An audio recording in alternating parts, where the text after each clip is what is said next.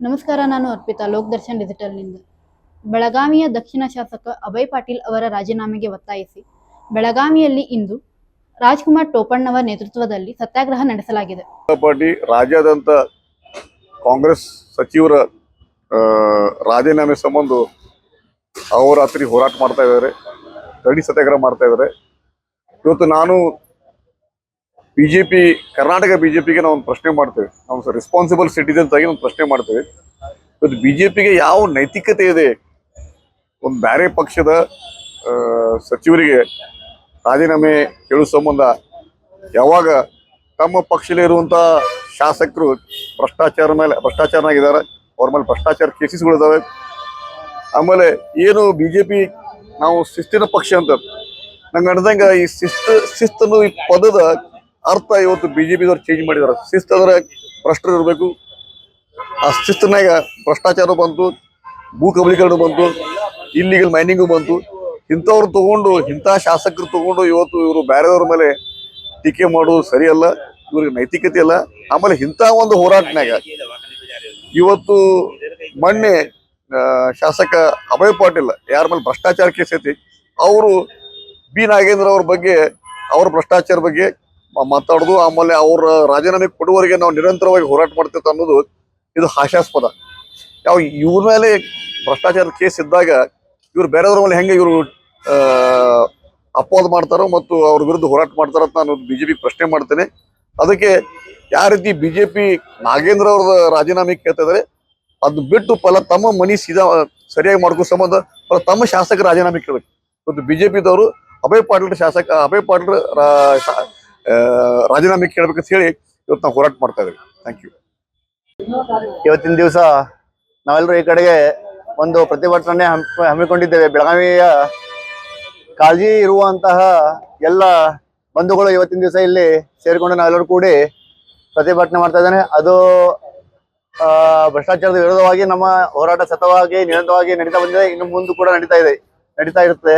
ಇವತ್ತಿನ ದಿವಸ ನಿನ್ನೆ ನಾನು ಒಂದು ಸ್ಟೇಟ್ಮೆಂಟ್ ನೋಡಿದೆ ಅಭಯ್ ಪಾಟೀಲ್ ಅವ್ರದ್ದು. ಯಾರೋ ಒಬ್ರು ಮಂತ್ರಿಗಳು ಭ್ರಷ್ಟಾಚಾರ ಮಾಡಿದ್ದಾರೆ, ಹಾಗಾಗಿ ಅವರು ರಾಜೀನಾಮೆ ಕೊಡುವವರೆಗೆ ನಮ್ಮ ಸತತ ಹೋರಾಟ ನಡೆಯುತ್ತೆ ಅಂತ ತಿಳ್ಕೊಂಡು ಅವರೊಂದು ಭಾಷಾ ಮಾಡಿದ್ದಾರೆ.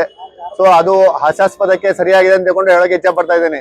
ಯಾಕಂದ್ರೆ ಅವ್ರ ಮೇಲೆ 2012ರಿಂದ ಹಿಡ್ಕೊಂಡು ಇನ್ನುವರೆಗೂ ಕೂಡ ಆಸ್ ಆನ್ ಟುಡೇ ಅವ್ರ ಮೇಲೆ ಭ್ರಷ್ಟಾಚಾರದ ಆರೋಪದ ಮೇಲೆ ಈಗಾಗಲೇ ಕೇಸ್ ನಡೆದಿದೆ. ಲೋಕಾಯುಕ್ತ ಕೋರ್ಟ್ ನಲ್ಲೂ ಕೂಡ ಅದು ಕೇಸ್ ಇತ್ತು. ಅದೀಗ ಮುಂದೆ ಟೆಕ್ನಿಕಲ್ ಗ್ರೌಂಡ್ ಮೇಲೆ ಕ್ವಾಶ್ ಆದ್ರೂ ಕೂಡ ಸುಪ್ರೀಂ ಕೋರ್ಟ್ ನಲ್ಲಿ ಅಪೀಲ್ ನಲ್ಲಿ ಪೆಂಡಿಂಗ್ ಇದೆ. ಇನ್ನು ಅವ್ರ ಮೇಲೆ ಅವರು ಟೆಕ್ನಿಕಾಲಿಟಿ ಮೇಲೆ ಅವ್ರಿಗೆ ಕ್ಲೀನ್ ಚಿಟ್ ಕೊಟ್ಟರು, ಅದ್ರ ಕ್ವಾಶ್ ಆದ್ರೂ ಕೂಡ ಅದರಲ್ಲಿ ಯಾವುದೇ ತರಹದ ಮೆರಿಟ್ ಮೇಲೆ ಅವ್ರಿಗೆ ಕ್ವಾಶ್ ಆಗಿಲ್ಲ ಅಂತ ಹೇಳಕ್ಕೆ ಜನತೆಗೆಲ್ಲ ಹೇಳಕ್ ಇಷ್ಟ ಪಡ್ತಾ ಇದ್ದೀನಿ. ಮತ್ತೆ ಅವರು ಸ್ವತಃ ಇವತ್ತಿನ ದಿವಸ ಫಸ್ಟ್ ರಾಜೀನಾಮೆ ಕೊಡ್ಬೇಕಂತ ಹೇಳ್ಕೊಂಡು ನಾವು ಪ್ರಬಲವಾಗಿ ನಮ್ಮ ಕೂಗನ್ನು ಸರ್ಕಾರಕ್ಕೆ ಮುಟ್ಟಿಸ್ತಾ ಇದ್ದೀನಿ. ಅವ್ರ ಹತ್ರ ರಾಜೀನಾಮೆ ತಗೊಳ್ಳಿ, ಮಾನ್ಯ ಸ್ಪೀಕರ್ ಅವರು ರಾಜೀನಾಮೆ ತಗೊಳ್ಬೇಕು ಅಂತ ಹೇಳ್ಕೊಂಡು ನಾನು ಹೇಳ್ತಾ ಇದ್ದೀನಿ. ಯಾಕಂತಂದ್ರೆ ಬೇರೆಯವ್ರು ಯಾರ್ದು ಭ್ರಷ್ಟಾಚಾರ ವಿರುದ್ಧ ಹೋರಾಟ ಮಾಡೋದಕ್ಕೆ ಇವ್ರಿಗೆ ಯಾವುದೇ ತರದ ನೈತಿಕ ಹಕ್ಕು ಇಲ್ಲ. ಯಾಕಂದ್ರೆ ಸ್ವತಃನೇ ನೂರಾರು ಕೋಟಿಗಳ ಹಗರಣ ಇವ್ರ ಮೇಲೆನೆ ಆಗಿರುವಂತ ಸುಮಾರು ನಾನು ಕಂಪ್ಲೇಂಟ್ ಕೊಟ್ಟಿರೋದ್ರಲ್ಲಿನೇ ಇದೆ. ಹಾಗಾಗಿ ಸುಪ್ರೀಂ ಕೋರ್ಟ್ ನಲ್ಲಿ ಕೇಸ್ ಪೆಂಡಿಂಗ್ ಇರ್ಬೇಕಾದ್ರೆ ಇವ್ರು ಯಾವುದೇ ತರದ ಭ್ರಷ್ಟಾಚಾರ ವಿರುದ್ಧ ಮಾತನಾಡೋಕೆ ಯಾವುದೇ ತರ ಇವ್ರಿಗೆ ನೈತಿಕ ಹಕ್ಕಿಲ್ಲ. ಆಮೇಲೆ ಈಗಾಗಲೇ ಅದಕ್ಕೆ ಪ್ರೂಫ್ಗಳನ್ನು ಕೂಡ ನಾವು ಮಾನ್ಯ ಲೋಕಾಯುಕ್ತ ಕೋರ್ಟ್ಗೂ ಕೂಡ ಅದನ್ನು ಕೊಟ್ಟಿದ್ದೀವಿ.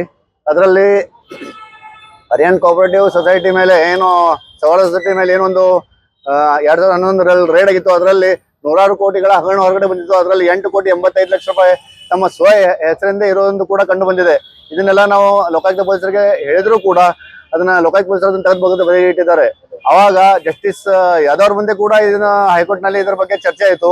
ಅದರಲ್ಲಿ ಅದು ಇನ್ಕಮ್ ಟ್ಯಾಕ್ಸ್ ಏನಿದೆ ಅದನ್ನ ಅವರು ಕ್ಲಿಯರ್ ಮಾಡ್ಕೊಂಡ್ರು ಕೂಡ ಅದರಲ್ಲಿ ಅದು ಹಣ ಇರ್ದಿದೆ ಅಂತ ತಿಳ್ಕೊಂಡು ಇಲ್ಲ ಅಂತ ತಿಳ್ಕೊಂಡು ಎಲ್ಲಿ ಸಾಬೀತಾಗಿಲ್ಲ. ಹಾಗಾಗಿ ಇದ್ರ ಬಗ್ಗೆ ಮಾತಾಡ್ಬೇಕಂತ ತಿಳ್ಕೊಂಡು ಅವ್ರ ವಕೀಲರು ಕೂಡ ಅವತ್ತು ತಿಳಿಸಿದ್ರು. ಅದೇ ರೀತಿ ಸರ್ಕಾರಿ ವಕೀಲರು ಕೂಡ ಹೇಳಿದ್ರು. ಅದೇ ರೀತಿ ಇವತ್ತಿನ ದಿವಸ ನಾವು ಬೇರೆಯವರ ಭಾರತೀಯ ಜನತಾ ಪಾರ್ಟಿಗೆ ಯಾವುದೇ ತರಹದ ಭ್ರಷ್ಟಾಚಾರ ವಿರುದ್ಧ ಹೋರಾಟ ಮಾಡೋದಕ್ಕೆ ಯಾವುದೇ ತರಹದ ನೈತಿಕತೆ ಇಲ್ಲ, ನೈತಿಕ ಹಕ್ಕು ಇಲ್ಲ ಅಂತ ಹೇಳಕ್ಕೆ ಇಚ್ಛೆ ಪಡ್ತಾ ಇದ್ದೀನಿ. ಅದೊಂದು ಡೊಂಗಿ ಮಾಡಿದೊಂದು ಕರ್ನಾಟಕದಲ್ಲಿ ಒಂದು ಇದು ಜನರಲ್ಲಿ ಒಂದು ಸಂಭ್ರಮ ಉಂಟು ಮಾಡುವಂತ ಕೆಲಸ ಮಾಡ್ತಾ ಇದ್ದಾರೆ ಅಂತ ತಿಳ್ಕೊಂಡು ಹೇಳ್ತೀನಿ. ಯಾವಾಗ ನಾನು ನಿಮ್ಮ ಮೇಲೆ ವಿಶ್ವಾಸ ಬರ್ತೇನೆ ಅಂತಂದ್ರೆ ನಿಮ್ಮ ಸ್ವಪಕ್ಷದಲ್ಲಿರುವಂತ ಅಭಯ್ ಪಾಟೀಲ್ ಬೆಳಗಾವಿ ದಕ್ಷಿಣ ಮತ ಕ್ಷೇತ್ರ ಶಾಸಕರು ಅವರ ಮೇಲೆ ಭ್ರಷ್ಟಾಚಾರದ ಆರೋಪ ಇದೆ. ಅವರ ಮುಂದಾಳತ್ವದಲ್ಲಿ ನೀವು ಇದನ್ನ ಭ್ರಷ್ಟಾಚಾರದ ವಿರುದ್ಧ ಲಡಾಯಿ ಮಾಡ್ತಾ ಇದ್ರೆ ಅದಕ್ಕೆ ನಮ್ದು ಖಂಡನೆ ಇದೆ. ನೀವು ಮೊದಲು ಅವ್ರದ್ದು ರಾಜೀನಾಮೆ ನೀವು ಕೇಳ್ಕೊಳ್ಳಿ ಅಥವಾ ಪಕ್ಷದಿಂದ ಉಚ್ಚಾಟನೆ ಮಾಡ್ಬೇಕು ಅವ್ರಿಗೆ. ಅದನ್ನ ಬಿಟ್ಟು ನೀವು ನಿಮ್ಮ ಪಕ್ಷದಲ್ಲಿ ಭ್ರಷ್ಟಾಚಾರಿಗಳನ್ನ ಇಟ್ಕೊಂಡು ನೀವು ಬೇರೆ ಪಕ್ಷ ಅಥವಾ ಬೇರೆಯವರ ಬಗ್ಗೆ ನಿಮ್ಗೆ ಮಾತಾಡಕ್ಕೆ ಯಾವುದೇ ನೈತಿಕತೆ ಇಲ್ಲ ಅಂತ ಹೇಳ್ಕೊಂಡು ನಾನು ತಮ್ಗೆಲ್ಲ ಬಿಜೆಪಿಗೆ ಬುದ್ಧಿಮತ್ತೆ ಹೇಳೋಕೆ ನಾನು ಇಚ್ಛೆ ಪಡ್ತಾ ಇದ್ದೆ ಅಂತ ಹೇಳ್ಕೊಂಡು ಹೇಳ್ತಾ ಇದ್ದೇನೆ. ಆದಷ್ಟು ಬೇಗ ಅಭಯ್ ಪಾಟೀಲ್ ಅವರು ತಮ್ಮ ರಾಜೀನಾಮೆ ಕೊಟ್ಟು ಇದನ್ನ ಭ್ರಷ್ಟಾಚಾರ ವಿರುದ್ಧ ಯಾವಾಗವರೆಗೆ ಇವ್ರ ಮೇಲೆ ಇರುವಂತ ದೂರದ ಬಗ್ಗೆ ನಿರ್ಣಯ ಆಗೋದಿಲ್ಲ, ತೀರ್ಮಾನ ಆಗೋದಿಲ್ಲ, ಅವಾಗವರೆಗೆ ಈ ಭಾಷಣ ಮಾಡಬಾರ್ದು ಅಂದ್ಕೊಂಡು ನಾನು ಹಿಂದೆ ಕೂಡ ಹೇಳ್ತೇನೆ, ಪದೇ ಪದೇ ಹೇಳ್ತಾ ಇದ್ದೇನೆ, ಇನ್ನು ಮುಂದೆ ಕೂಡ ಹೇಳ್ತಾ ಇದ್ದೇನೆ. ಇಲ್ಲಿದ್ದಲ್ಲಿ ಇನ್ನೂ ಉಗ್ರ ಹೋರಾಟ ದಕ್ಷಿಣ ಮತಕ್ಷೇತ್ರದಲ್ಲಿ ನಾವು ಪಾದಯಾತ್ರೆ ಮೂಲಕ ಮಾಡ್ತಾ ಇದ್ದೇವೆ ಅಂತ ತಿಳ್ಕೊಂಡು ಕೂಡ ನಾವು ಹೇಳ್ತಾ ಇದ್ದೇವೆ. ಆದಷ್ಟು ಬೇಗ ಅಭಯ್ ಪಾಟೀಲ್ ಅವರು ತಮ್ಮ ಶಾಸಕತ್ವ ಪದಕ್ಕೆ ರಾಜೀನಾಮೆ ಕೊಡಬೇಕು. ಅದಾದ ನಂತರವೇ ನಮ್ಮ ಹೋರಾಟ ನಿಲ್ಲುವುದು ಅಂತ ಹೇಳ್ತಾ ಇದ್ದೇವೆ. ಅಭಯ್ ಪಾಟೀಲ್ ಅವರ ವಿರುದ್ಧ ಕೇಳಿ ಬಂದಿರುವ ಆರೋಪಗಳ ಕುರಿತು ಬಿಜೆಪಿ ಕ್ರಮ ಕೈಗೊಳ್ಳಬೇಕೆಂದು ಪ್ರತಿಭಟನಾಕಾರರು ಒತ್ತಾಯಿಸಿದ್ದಾರೆ.